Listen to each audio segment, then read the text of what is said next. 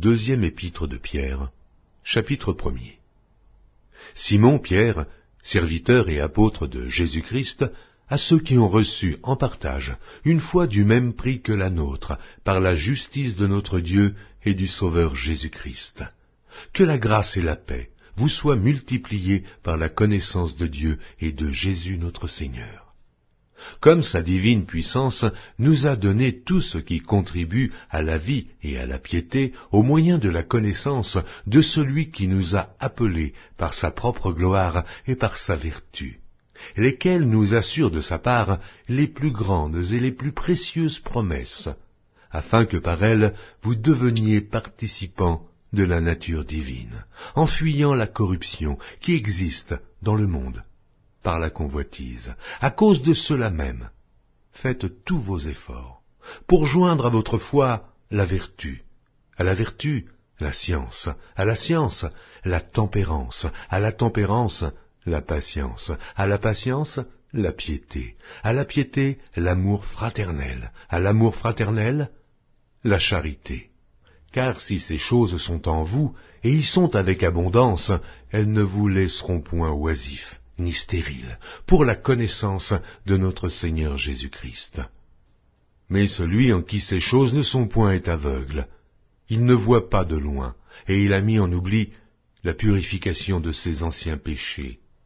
C'est pourquoi, frères, appliquez-vous d'autant plus à affermir votre vocation et votre élection, car en faisant cela, vous ne broncherez jamais.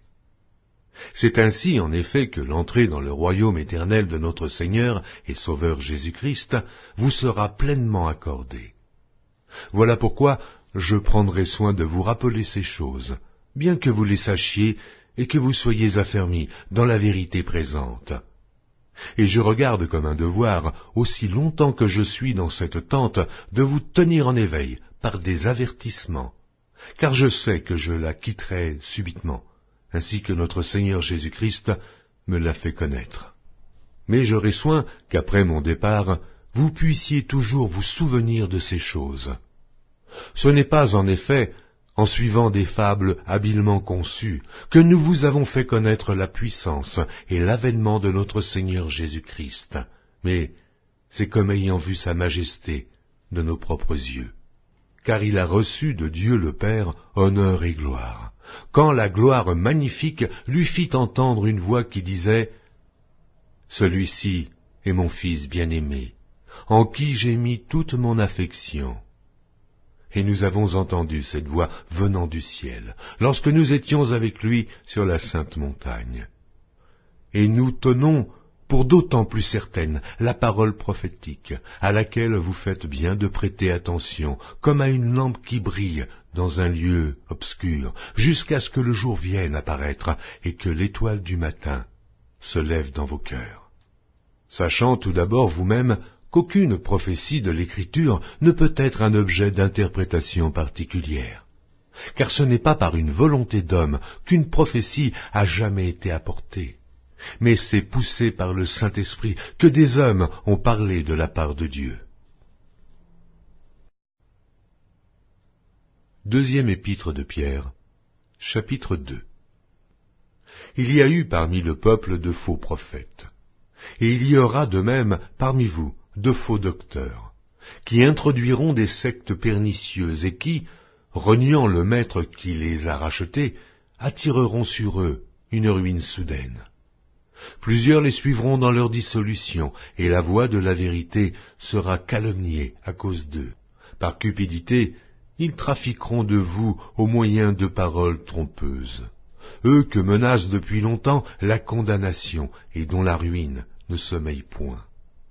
Car si Dieu n'a pas épargné les anges qui ont péché, mais s'il les a précipités dans les abîmes de ténèbres et les réserve pour le jugement, s'il n'a pas épargné l'ancien monde, mais s'il a sauvé Noé, lui, 8e, ce prédicateur de la justice, lorsqu'il fit venir le déluge sur un monde d'impies, s'il a condamné à la destruction et réduit en cendres les villes de Sodome et de Gomorrhe, les donnant comme exemple aux impies à venir, et s'il a délivré le juste Lot, profondément attristé de la conduite de ces hommes, sans frein dans leur dissolution, car ce juste, qui habitait au milieu d'eux, tourmentait journellement son âme, juste à cause de ce qu'il voyait et entendait de leurs œuvres criminelles.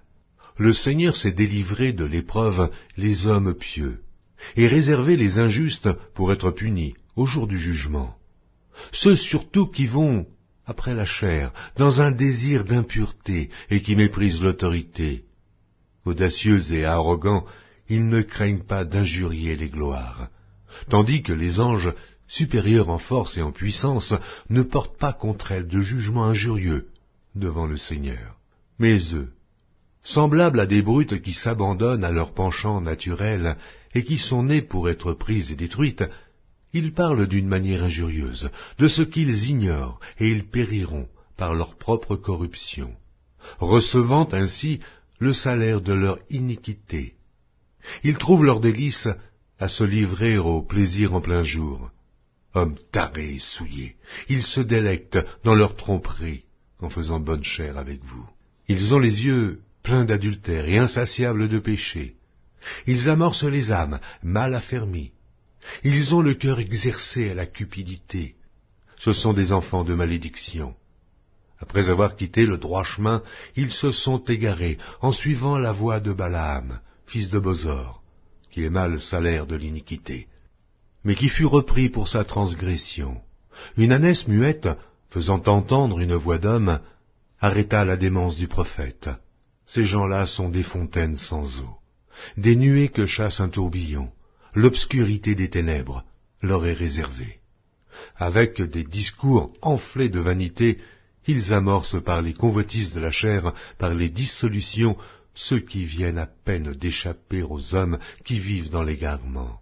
Ils leur promettent la liberté, quand ils sont eux-mêmes esclaves de la corruption, car chacun est esclave de ce qui a triomphé de lui.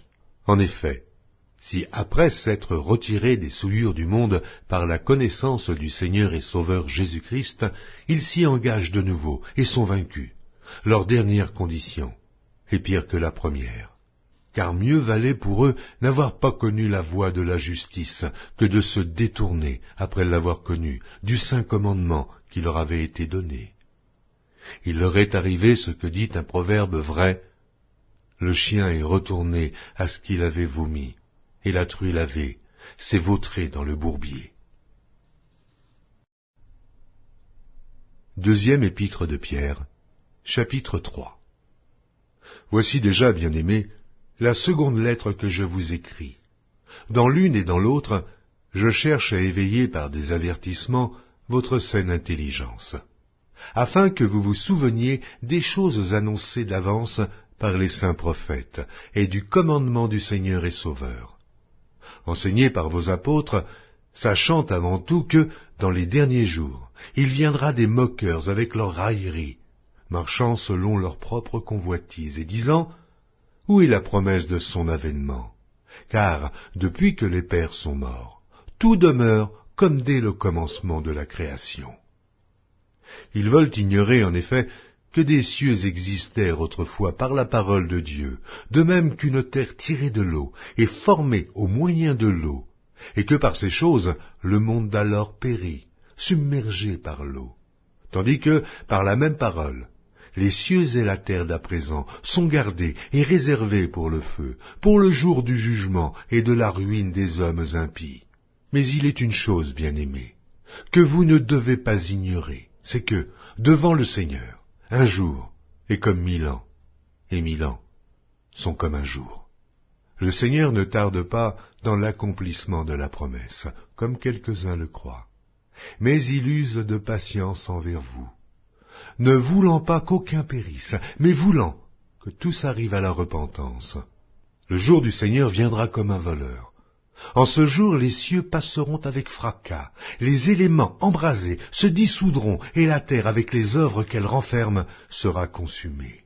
Puisque donc toutes ces choses doivent se dissoudre, quelles ne doivent pas être la sainteté de votre conduite et de votre piété, tandis que vous attendez et hâtez l'avènement du jour de Dieu, à cause duquel les cieux enflammés se dissoudront, et les éléments embrasés se fondront. Mais nous attendons, selon sa promesse, de nouveaux cieux et une nouvelle terre, où la justice habitera. C'est pourquoi, bien-aimés, en attendant ces choses, appliquez-vous à être trouvés par lui sans tache et irrépréhensibles dans la paix. Croyez que la patience de notre Seigneur est votre salut, comme notre bien-aimé frère Paul vous l'a aussi écrit, selon la sagesse qui lui a été donnée. C'est ce qu'il fait dans toutes les lettres, où il parle de ces choses, dans lesquelles il y a des points difficiles à comprendre, dont les personnes ignorantes et mal affermies tordent le sens, comme celui des autres Écritures, pour leur propre ruine. Vous donc, bien-aimés, qui êtes avertis, mettez-vous sur vos gardes, de peur qu'entraînés par l'égarement des impies, vous ne veniez à déchoir de votre fermeté. Mais croissez dans la grâce et dans la connaissance de notre Seigneur et Sauveur Jésus-Christ. À lui soit la gloire, maintenant et pour l'éternité. Amen.